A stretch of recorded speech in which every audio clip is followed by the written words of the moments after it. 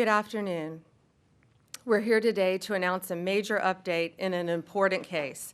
Abrego Garcia has landed in the United States to face justice.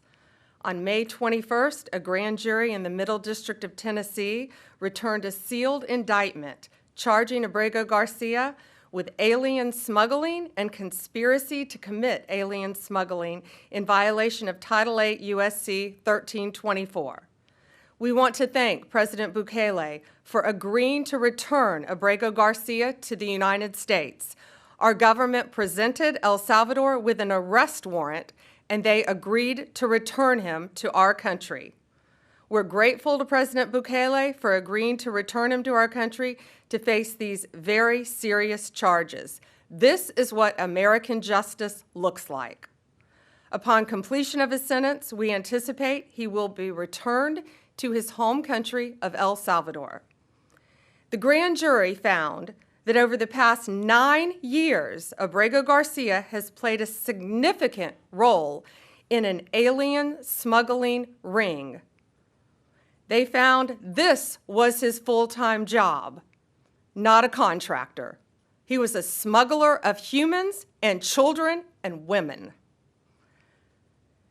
He made over 100 trips, the grand jury found, smuggling people throughout our country, MS-13 members, violent gang terrorist organization members throughout our country. Thousands of illegal aliens were smuggled. This is especially disturbing because Abrego Garcia is also alleged with transporting minor children. The defendant traded the innocence of minor children for profit. There are even more disturbing facts that the grand jury uncovered. It is alleged this defendant is part of the same smuggling ring responsible for the death of more than 50 migrants in 2021 after the tractor trailer overturned in Mexico. This is part of that same ring. The defendant abused undocumented alien females, according to co-conspirators who were under his control while transporting them throughout our country. This defendant trafficked firearms and narcotics throughout our country on multiple occasions. They were using vehicles, SUVs, with added seats in the back, floors that had been ripped out, guns, narcotics, children, women, MS-13 members. That is what the grand jury found. A co-conspirator alleged that the defendant solicited nude photographs and videos of a minor. A co-conspirator also alleges the defendant played a role in the murder of a rival gang member's mother. These facts demonstrate Abrego Garcia is a danger to our community.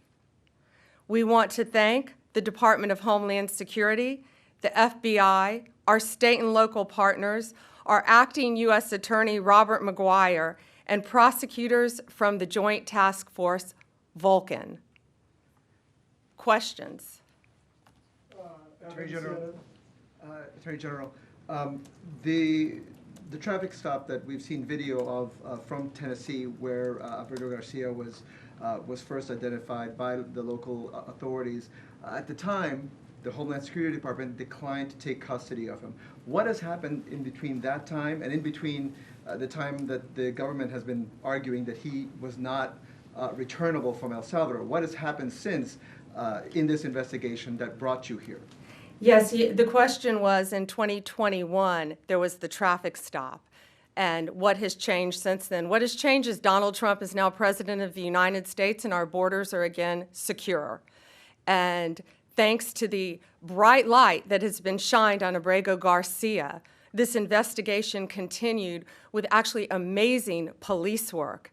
And we were able to track this case and stop this international smuggling ring from continuing. But these were recently found facts, right? Yes, okay. Recently found facts. To that point, can you just explain when this investigation was opened? The investigation in Tennessee, can you say when that investigation was opened? Well, the grand jury indicted on May 21st. This investigation has been ongoing. This case has been hotly debated here in Washington. In your mind, does this resolve that issue in terms of his deportation? And should this be seen in any way as complying with the judge's order to return him to the U.S. and the Supreme Court ruling that the U.S. government should facilitate his return?